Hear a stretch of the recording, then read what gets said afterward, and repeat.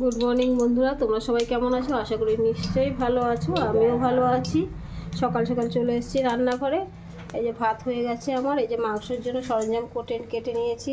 এদিকে পেঁয়াজ, এদিকে টমেটো, এদিকে আমার আলু বেশি দেবো না, একটা আলু দিয়েছি। এদিকে আদা রসুন পেস্ট ফ্রিজে করে রেখেছিলাম, সেটাই দিচ্ছি।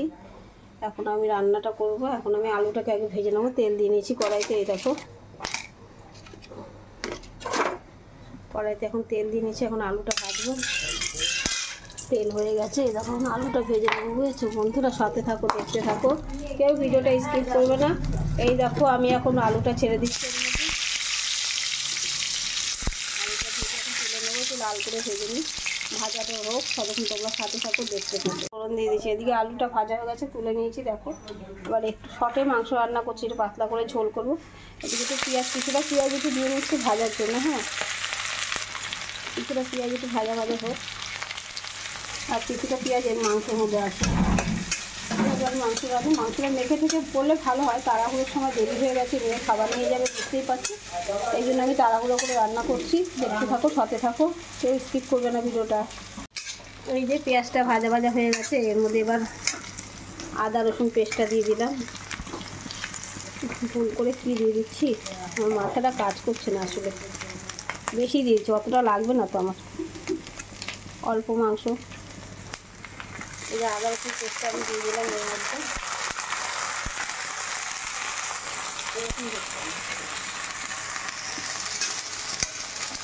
এবার লঙ্কার গুঁড়ো দিচ্ছি। পাতলা করে ঝোল করবো মাংসের।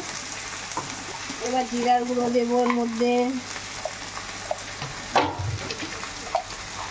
জিরার গুঁড়ো দিলাম। এবার একটু ধনের গুঁড়ো দেবো। কী দিচ্ছি দেখো, তোমরা সাথে থাকো, দেখতে থাকো। আমি কীভাবে মাংস রান্না করছি, খুব শর্টে মাংস রান্না।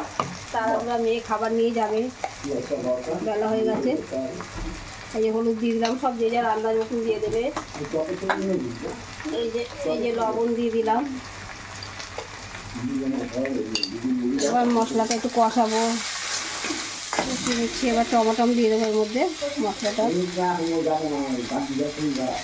এবার এটা দিয়ে দিচ্ছি। দেখো টমেটোটা দিয়ে মশলাটা কষাচ্ছি।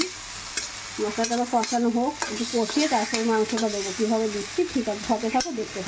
মাংসটা দিয়ে দিচ্ছি। মশলাটা কষা শুরু হয়ে গেছে, এবার মাংসটা দিয়ে দিলাম।